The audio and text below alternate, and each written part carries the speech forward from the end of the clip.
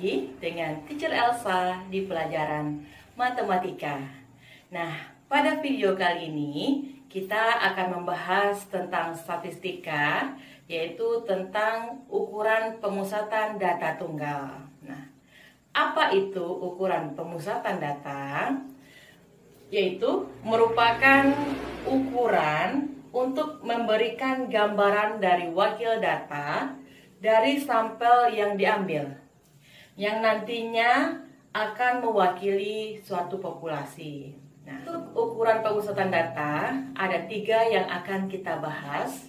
Yang pertama itu adalah rata-rata, yang kedua adalah modus, dan yang ketiga adalah median. Nah, kita akan membahas rata-rata terlebih dahulu. Rata-rata atau kita sebut dengan mean, ya. Dalam kehidupan sehari-hari sering sekali kita gunakan.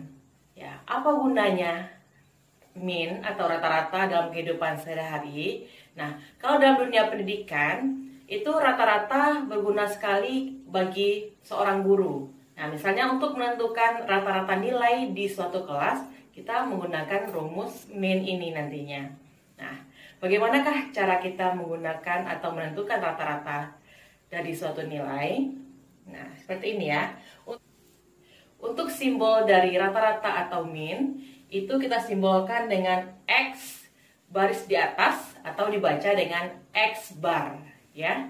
Nah, kita akan membaginya 2. Rata-rata tunggal biasa, di mana rumusnya itu adalah X bar sama dengan X1 ditambah X2 ditambah X3 sampai dengan ditambah XN dibagi dengan N. Nah, di mana N ini adalah banyaknya data.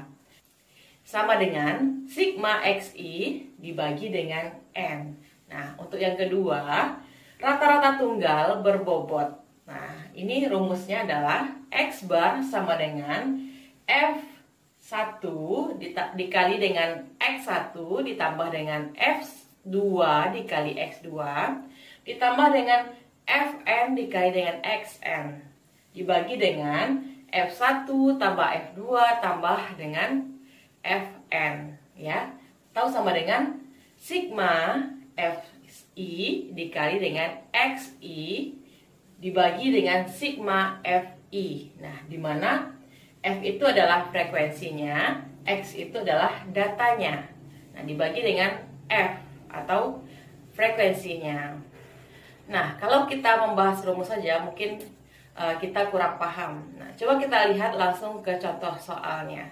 Kita akan lihat contoh yang pertama itu untuk rata-rata tunggal biasa. Tentukan rata-rata atau mean dari data berikut. Nah, ini datanya. Nah, bagaimana cara kita menentukan X bar-nya atau rata-ratanya? Nah, kita tetap bisa menjumlahkan seluruh data yang ada, ya. Kita totalkan terlebih dahulu.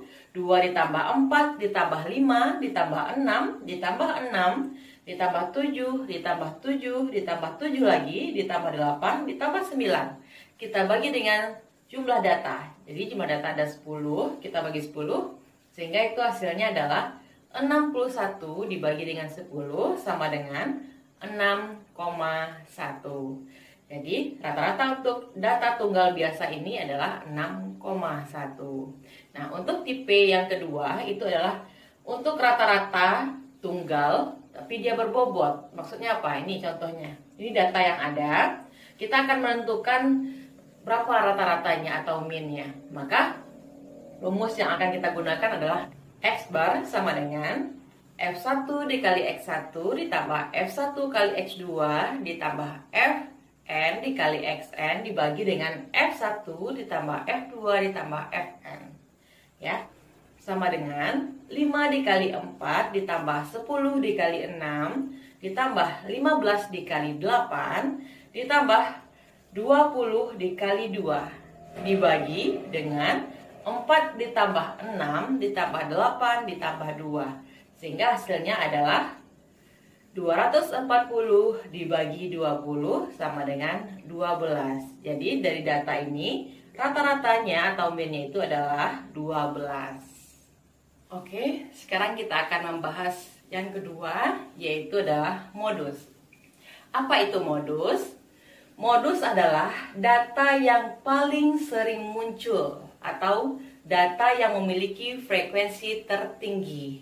Nah, modus kita lambangkan dengan MO atau MO ya. Untuk modus data tunggal, kita tidak memiliki rumus ya. Jadi kita tidak menggunakan rumus, kita tinggal melihat data yang ada dan lihat frekuensinya yang tertinggi. Nah, kita cobakan ke satu buah soal.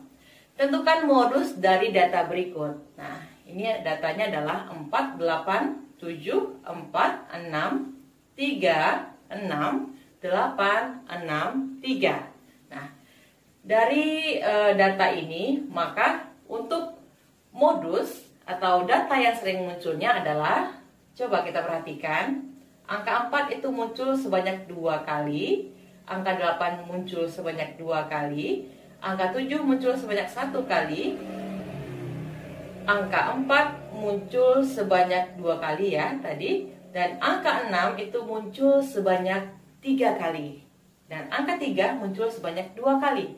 Nah, data yang sering muncul itu adalah angka 6, sehingga modusnya untuk data ini atau contoh soal yang ini adalah 6. Baik, kita lanjutkan untuk yang ketiga, yaitu adalah median. Apa itu median? Median adalah nilai data yang terletak di tengah, ya, dimana setelah data diurutkan. Jadi dari soal yang ada kita urutkan terlebih dahulu, kemudian barulah kita bisa menentukan mediannya atau nilai yang terletak di tengahnya. Nah, untuk median sendiri dilambangkan dengan ME atau ME, ya. Nah, untuk median itu terbagi dua juga tipe soalnya. Nanti kita akan ketemu median untuk data N ganjil dan median untuk data N genap. Nah, kita akan membahas terlebih dahulu median untuk datanya atau N-nya itu ganjil. Nah, rumusnya yang akan kita gunakan adalah median sama dengan X N ditambah 1 dibagi 2. Dan untuk median N genap, median sama dengan 1/2 dikali dengan XN per 2 ditambah dengan XN per 2 ditambah 1. Nah, bagaimanakah cara penggunaan rumus ini? Kita cobakan ke soalnya langsung. Untuk yang pertama, kita akan bahas untuk N-nya ganjil, ya. Tentukan median dari data berikut. Kita urutkan terlebih dahulu data yang ada dari yang terkecil sampai yang terbesar. Nah, setelah kita urutkan, dia akan menjadi 4, 5, 6, 8, 8, 9, 10, 11, dan 13. Di mana 4 itu adalah X1 atau data pertama, 5 itu adalah X2, sampai seterusnya ke data terakhir itu adalah 13, itu adalah X9 atau data ke-9. Nah, kita masukkan ke rumusnya. Median sama dengan XN ditambah 1 dibagi 2 sama dengan X, karena N-nya 9 maka 9 ditambah 1 dibagi 2. X sama dengan 10 dibagi 2 sama dengan X5. X5 artinya apa? Itu adalah data ke-5. Nah, kita lihat data yang sudah kita urutkan tadi, maka untuk data yang kelimanya itu adalah 8. Jadi, untuk median pada soal yang kita bahas sekarang ini adalah 8 nilainya. Untuk N-nya genap, tentukan median dari data berikut, ya. Sama seperti yang tadi, kita urutkan terlebih dahulu datanya mulai dari yang terkecil sampai yang terbesar sehingga dia menjadi seperti ini.